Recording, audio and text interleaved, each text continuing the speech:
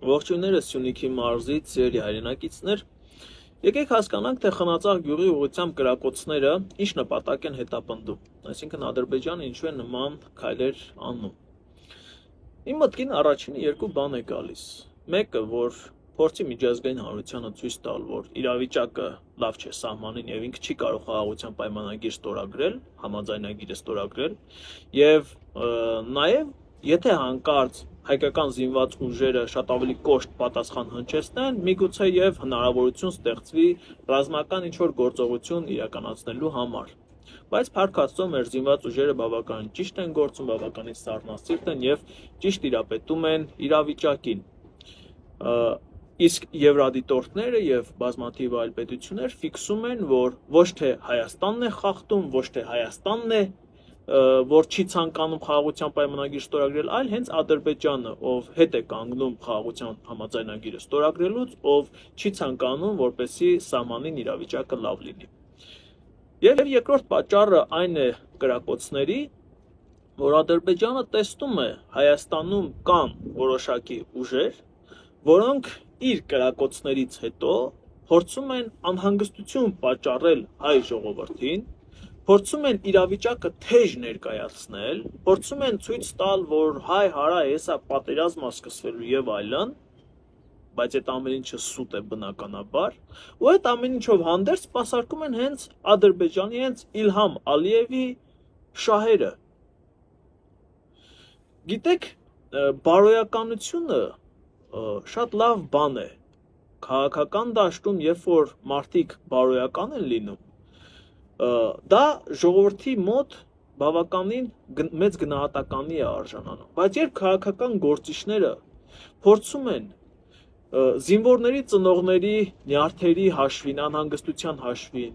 ժողովրդի անհանգստության հաշվին քաղաքական աչոկներ հավաքել եւ հետո արդեն իրականությունը պարզ է դառնում, թե ինչն ինչոց էր, այդ մարդիկ իրենց պատիվն են կորցնում։ Այդ կեղծ լուրեր տարածողները տիկտոկյան, տելեգրամյան էջեր են բացվում եւ կեղծ լուրեր տարածում որոշ շրջանակների հրամանով։ Այդ ամեն ինչը ազդում է հենց ձեր անվան վրա, որովհետեւ օրինակ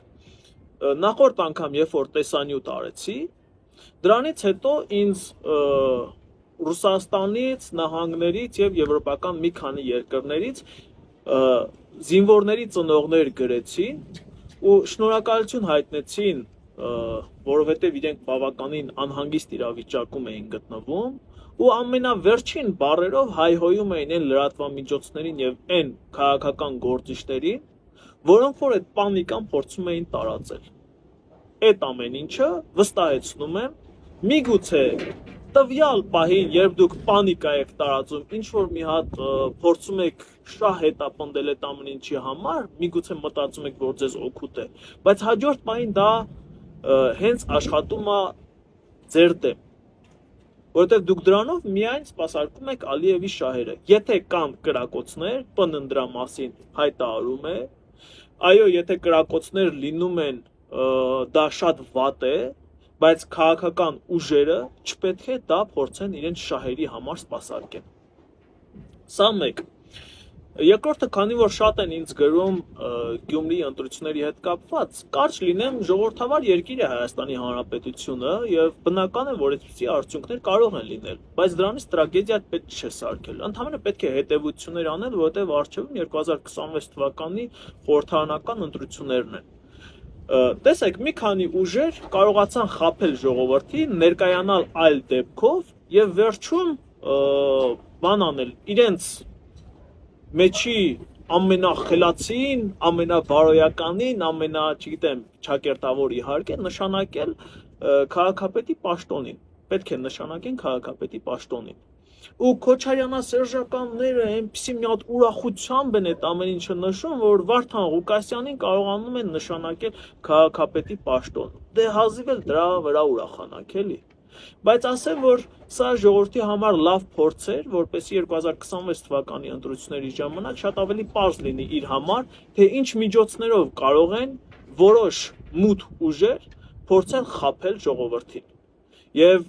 Ես վստահեցնում եմ, որ ժողովուրդ 2026 թվականին չի թողնելու այդ նախկին բարքերի վերադարձը։ Ես վստահ եմ դրանում։ Թող որ Աստված տա, որ Հայաստանի Հանրապետությունը միշտ լինի այսպիսի խաղաղ, բաց, կապույտ երկնքի տակ, զարգանա, բարգավաճի, կհանդիպենք, շնորհակալ եմ, կհանդիպենք։ Որ 26-ին այլևս իշխանություն չի կարողանալու։ Բայց որքան գիտեմ, Կիրակի օրը ես եմ ոչ թափ վիճակում եղել, բայց ոնց հասկանում եմ, ով ուտեղ եղել է խոսացել է, այդ մարդիկ չեն հասկացել։ Ի պատասխան ինչի եմ դա ասել։ Դա ասել եմ ընդդիմադիր լրագրողուն, որը որ փաստացի իր անելիքը վերջին 5-6 տարին նայա, որ քաղաքացիական պայմանագիր կուսակցությունը Նիկոլ Փաշինյանի գլխավորությամբ նպատակն է այդ մարդու հեռանա իշխանությունից։ Ամեն օր ասում են, չէ, վաղը հեռանալու եք, վաղը հեռանալու եք։ Ի պատասխան դրան սարկազմն ա եղել այդքան բան, բայց դառավ արդեն 10 հարցն, Արեգ ջան։ Թե հիմա զղջացել եք, ինչ ավելի ճիշտ սթափեք հիմա արդեն զղջում եք, ինչ եք ասել 26 թվի հետ կապված։ Ինչ եմ ասել 26 Դե ասել եք մանդատս ինչու դնեմ, երբ որ 26-ին իշխանություն է փոխվելու։ 2026 թվականին լինելու են Հայաստանի Հանրապետությունում ազգային ժողովի ընտրություններ։ Հայաստանի Հանրապետության ժողովուրդը կորոշի ում է ընտրում, ում չի ընտրում։ Այս սրանով սահմանը փակում ենք, այլ բան չեմ խոսում։ Բայց այնուհանդերձ մտահոգիչ չի, որ հայոյանքի համար չեք զղջում, պարոն Հակոբ։ Բայց ապրիլի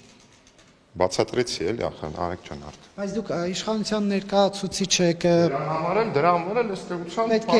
հազորությունների տեսանկյունից մանդատս վայր եմ դրել։ Հա, բայց ասում եք, որ հայոյանքի համար ասում եք հայոյանքի համար չեք զղջում, իսկ դա մտահոգիչ չէ, որ կոնկրետ տվյալ մարդու նկատմամբ նկատի ունեմ, հանրային առումով զղջում եմ, բայց այդ տվյալ անձի հետ փոխ հարաբերությունների տեսանկյունից չեմ զղջում։ Բայց դուք իշխանության ներկայացուցիչ եք, պետք է զուսպ լինեք, պետք է իշխանության ներկայացուցիչը շատ բաներ, այսպես ասած, կուլ տա, որովհետև կաշտկանված է զբաղեցրած դիրքով։ Միանշանակ ճիշտ ես, հնարավորինս զուսպ եմ դրսևորել ինձ այդ օրը, վերջում պորտկացել եմ։ Այսինքն այդ հայոյանքը ձեր զուսպ դրսևորումն է։ Արեգ ջան, վերջում պորտկացել եմ, հետո հասկացել եմ, որ ընդհանրապես այդ ամեն ինչը ճիշտ չի եղել, սխալ եղել։ Դրա այն մի հաջորդ օրը ներողություն եմ խնդրել հրապարակային բոլորից եւ